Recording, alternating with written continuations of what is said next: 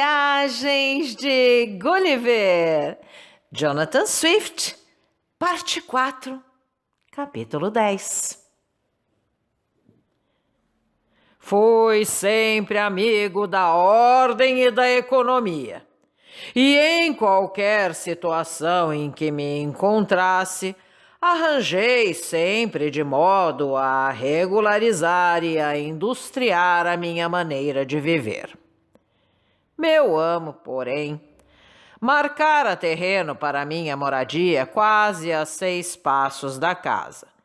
E essa moradia, que era uma cabana conforme o uso do país, e muito parecida com a dos Yahoos, não era agradável nem cômoda. Fui buscar barro, com que fiz 4 paredes e um sobrado. E com um junco fabriquei uma esteira, com a qual cobri a moradia. Apanhei cânhamo, que crescia à vontade pelo campo. Limpei-o, fiei-o, e do fio manufaturei uma espécie de pano, que enchi de penas de aves, para arranjar uma cama macia, onde dormisse à vontade. Com a minha faca e o auxílio do alazão, fiz uma cadeira e uma mesa.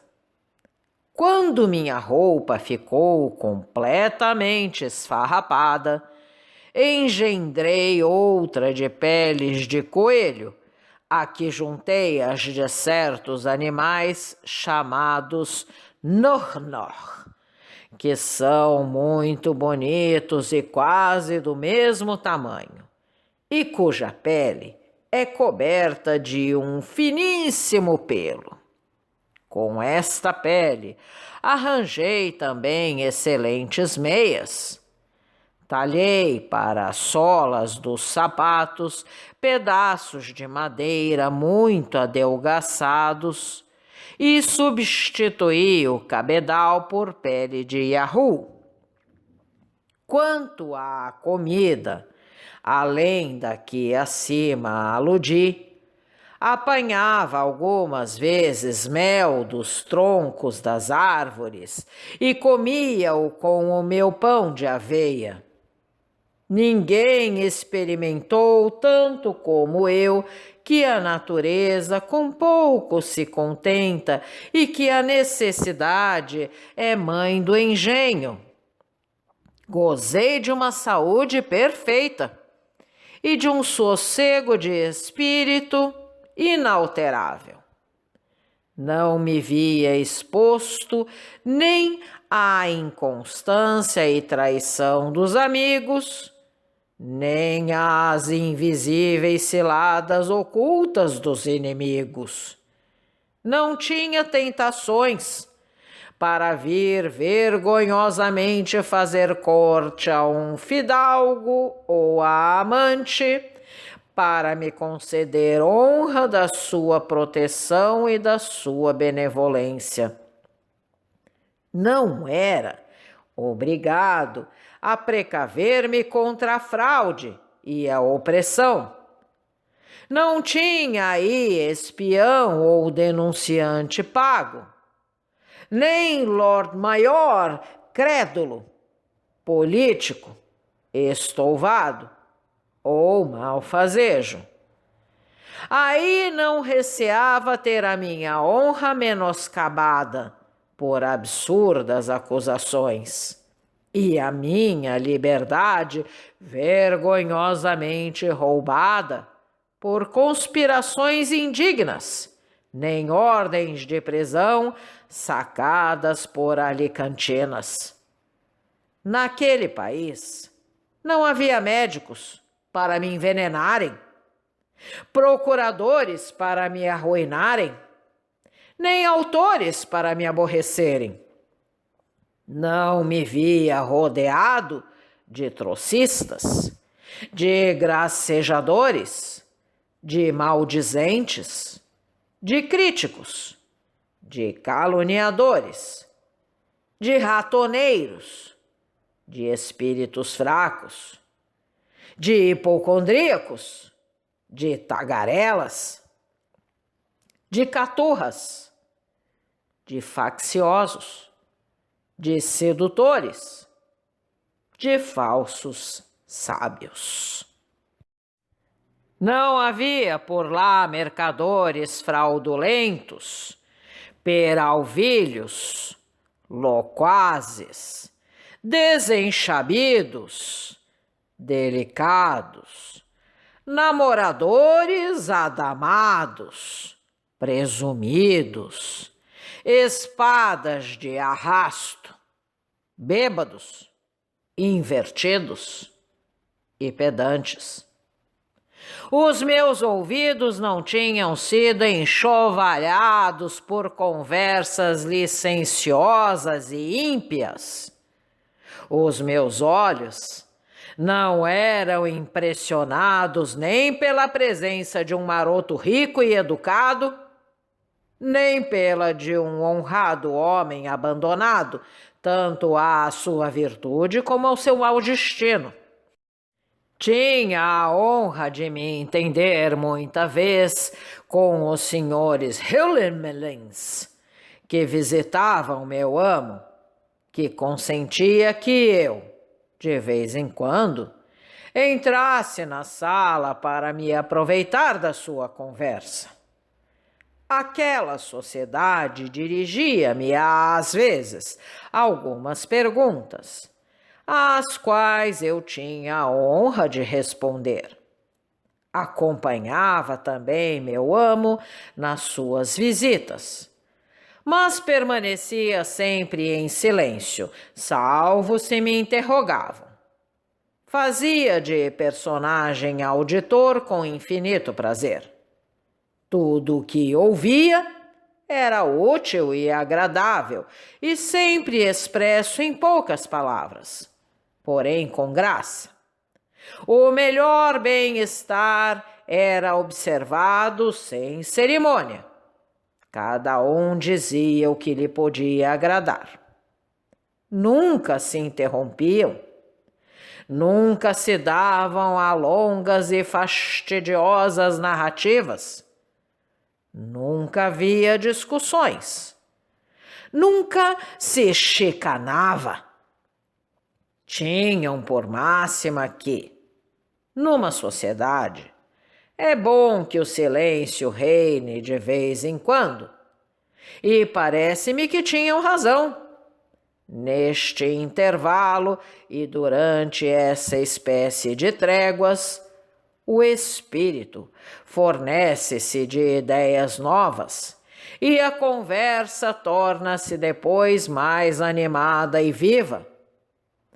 As conversas baseavam-se sempre sobre as vantagens e agrados da amizade, sobre os deveres da justiça, a bondade, a ordem, as admiráveis obras da natureza, as antigas tradições, as condições e limites da virtude, as invariáveis regras do raciocínio, algumas vezes sobre as deliberações da próxima reunião do parlamento e muitas outras sobre o mérito dos seus poetas e as qualidades da boa poesia. Posso dizer, sem vaidade, que eu próprio fornecia algumas vezes conversa, isto é, dava ensejo a fortes raciocínios, porque meu amo narrava-lhes, de vez em quando, as minhas aventuras e a história do meu país, o que lhes fazia ter reflexões muito pouco vantajosas para a raça humana, e que por essa razão não apontarei. Observarei apenas que meu amo parecia conhecer melhor a natureza dos Yahoos que vivem nas outras partes do mundo que eu próprio conhecia. Descobria a fonte de todos os nossos desvairamentos, Profundava a matéria dos nossos vícios e das nossas loucuras, e adivinhava uma infinidade de coisas de que eu nunca falara. Isto não deve parecer incrível, pois conhecia a fundo os Yahoos do seu país, de maneira que, supondo neles um pequeno grau de raciocínio, calculava o que seriam capazes com esse acréscimo, e o seu justo cálculo era sempre justo. Confessarei aqui, ingenuamente, que poucas luzes e filosofia que hoje possuo, apanhei-as nas sábias lições desse caro amo e nas conversas de todos esses seus judiciosos amigos, conversas preferíveis às doutas conferências das academias de Inglaterra, Alemanha e Itália. Tinha por todos esses personagens uma inclinação mesclada de respeito e temor, e sentia-me penetrado de reconhecimento pela bondade que tinham para comigo, não me confundindo com os seus Yahoos, e de me crerem um pouco menos imperfeito do que os do meu país. Quando me lembrava de minha família, dos meus amigos, dos meus compatriotas e de toda a raça humana em geral, representavam-se-me todos como verdadeiros Yahoos, pelo rosto e pelo caráter, contudo um pouco mais civilizados, com o dom da palavra e um pequeno grau de raciocínio. Quando vi o meu rosto na água pura de um límpido regato, desviei-me imediatamente, não podendo suportar a vista de um animal que me parecia tão disforme como um Yahoo. Os meus olhos, costumados à nobre figura dos Houyhnhnms, só neles encontrava beleza animal. À força de os contemplar e de lhes falar, tomara um pouco das suas conveniências, dos seus gestos, das suas atitudes, dos seus passos. E hoje, que estou na Inglaterra, os meus amigos dizem-me algumas vezes que troto como um cavalo. Quando falo ou rio, parece-lhes que rincho. Vejo-me todos os dias assediado a esse respeito, sem sentir o menor desgosto. Nesta feliz situação, enquanto saboreava as doçuras de um perfeito repouso, em que me julgava tranquilo para todo o resto da minha vida, e que o meu estado era o mais agradável e o mais digno de inveja, um dia meu amo mandou-me chamar mais cedo do que era costume.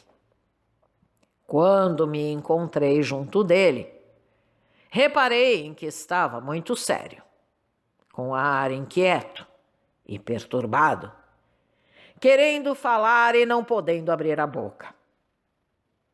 Depois de algum tempo de silêncio, dirigiu-me estas palavras: não sei como hei de principiar, meu querido filho. O que tenho a dizer-lhe?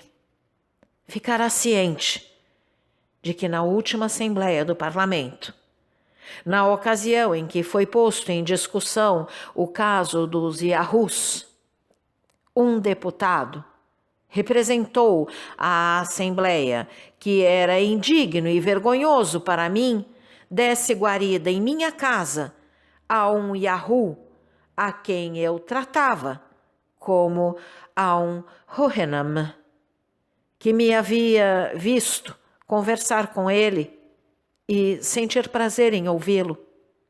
como se fosse um semelhante meu, que era um processo contrário à razão e à natureza e que nunca se ouviu falar de coisa semelhante. Sobre esse ponto, a Assembleia exortou-me a fazer de duas coisas uma: ou juntá-lo aos outros Yahoos que vão mutilar num dia destes, ou a fazê-lo partir para o país de onde veio. A maioria dos membros que o conhece e que o viu em minha casa rejeitou a escolha e sustentou que era muito injusto e contrário à benevolência colocá-lo entre os Yahoos deste país, em vista de ter um começo de raciocínio, e que seria mesmo para lastimar que lhes comunicasse algum que os tornaria piores ainda. Que, além disso, sendo misturado com os Yahoos, poderia armar uma conspiração, sublevá-los, conduzir todos a uma floresta ou ao cimo de uma montanha, em seguida, pôr-se à testa deles e vir cair sobre todos os Hootenanns para os destroçar e destruir. Esta opinião foi aprovada por unanimidade de votos. E, enfim, fui exortado a fazê-lo sair o mais breve possível. Apresso-me a dar-lhe conta deste resultado e não posso adiá-lo. Aconselho-o, pois, a que se ponha a nado ou então construa um pequeno objeto semelhante àquele que o trouxe a estes lugares e de que me fez descrição, e que volte por mar conforme veio. Todos os criados desta casa e até os dos meus vizinhos auxiliá-lo-ão nessa tarefa. Se fosse só por mim, conservá-lo-ia toda a vida para serviço, porque tem boas inclinações. Se corrigir de alguns defeitos que possui e também de alguns maus costumes, pois tem feito todo o possível para se conformar, tanto quanto a sua desgraçada natureza era capaz, com a dos Hootenanns. Notarei, de passagem, que os decretos da Assembleia Geral da Nação dos Hootenanns se exprimem sempre pela palavra Hernollen, que significa exortação. Não podem conceber que se possa obrigar e constranger uma criatura racional, como se ela fosse capaz de desobedecer à razão. Este discurso caiu-me aos pés como um raio. Fiquei logo em grande prostração e desespero, e não podendo resistir à impressão da dor, desmaiei junto do meu amo, que me julgou morto. Quando recuperei um pouco os sentidos, disse-lhe, com voz fraca e ar tristonho, que, embora não pudesse insurgir-me contra a exortação da Assembleia Geral, nem contra a solicitude de todos os seus amigos que o apressavam a afastar-me, parecia-me, contudo, segundo o meu fraco entender, que poderiam deliberar contra mim um castigo rigoroso, que me era impossível pôr-me a nado, pois o mais que poderia nadar seria uma légua, e que, no entanto, a terra mais próxima ficava talvez afastada 100 léguas. Que, com respeito à construção de um barco, nunca encontraria no país o que seria necessário para semelhante trabalho. Que, contudo, queria obedecer, apesar da impossibilidade de fazer o que se me aconselhava e me dizia respeito como uma criatura que está para morrer. que a presença da morte não me aterrorizava e que a esperava como o menor dos males de que estava ameaçado.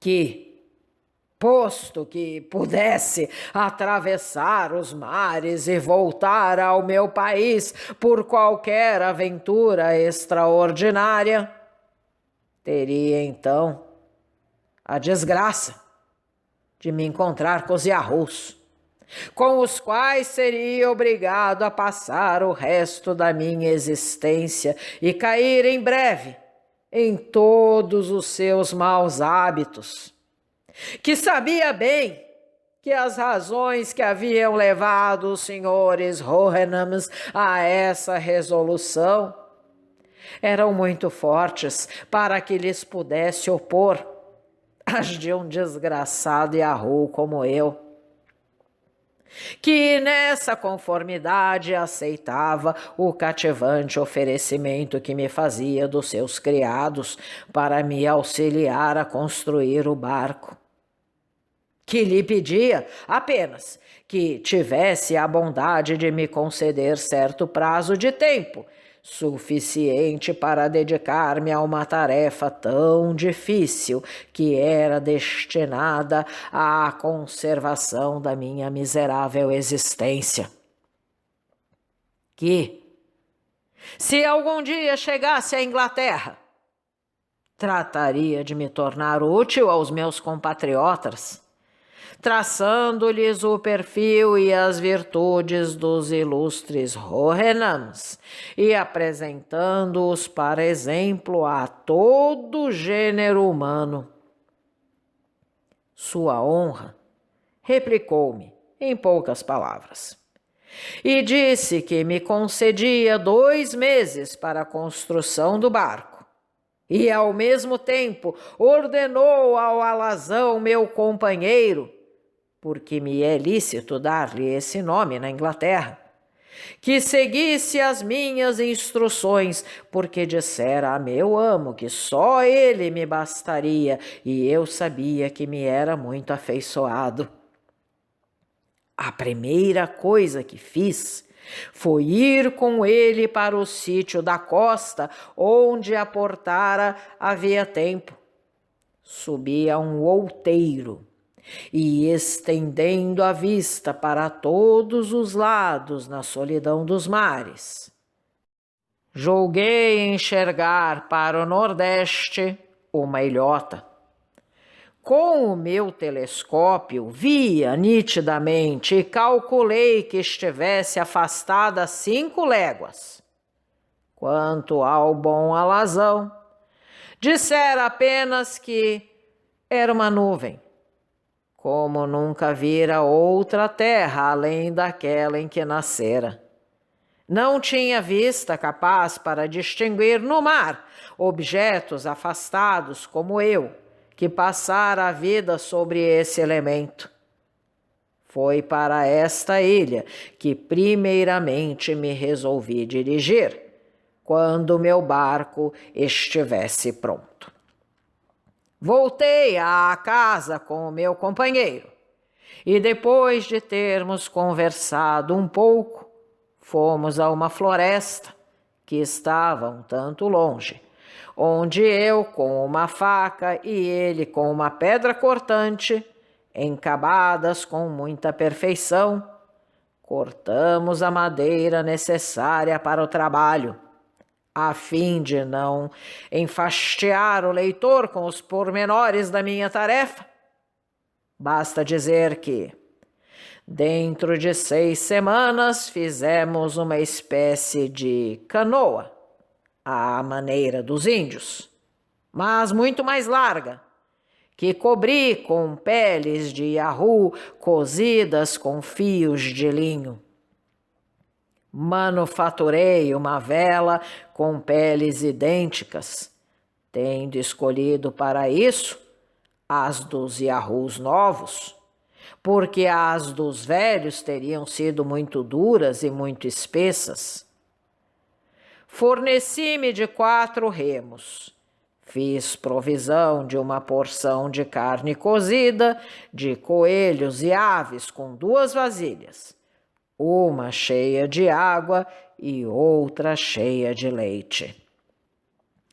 Fiz a experiência da minha canoa num grande lago e corrigi todos os defeitos que lhe pude notar, tapando todas as aberturas com sebo de Yahoo e tentando pô-la em estado de me levar com a minha pequena carga.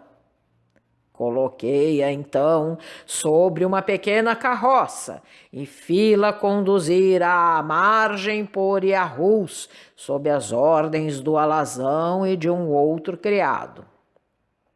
Quando tudo estava pronto e chegou o dia da minha partida, despedi-me de meu amo, da senhora sua esposa e de toda a família, tendo os olhos rasos de lágrimas e o coração trespassado de dor. Sua honra, fosse por amizade, fosse por curiosidade, quis ver-me na canoa e dirigiu-se para a costa com muitos amigos da vizinhança. Fui obrigado a esperar mais de 1 hora em virtude da maré. Então, notando que o vento estava de feição para me levar à ilha, fiz as últimas despedidas a meu amo. Ajoelhei-me a seus pés para lhes poder beijar, e ele deu-me a honra de levantar o pé dianteiro até a minha boca. Se relato essa circunstância, não é por vaidade. Imito todos os viajantes, que não deixam de mencionar todas as honras extraordinárias com que foram recebidos. Fiz uma profunda reverência a toda a sociedade e, entrando na canoa, afastei-me da praia. Obrigada pela audiência. Se você gostou deste áudio, por favor, deixe seu like, compartilhe, deixe também seus comentários. E não esqueça de se inscrever no canal e ativar o sininho. Assim, toda vez que nós colocarmos um novo vídeo, você será avisado. Não deixe a leitura para depois. Um grande abraço e até a próxima!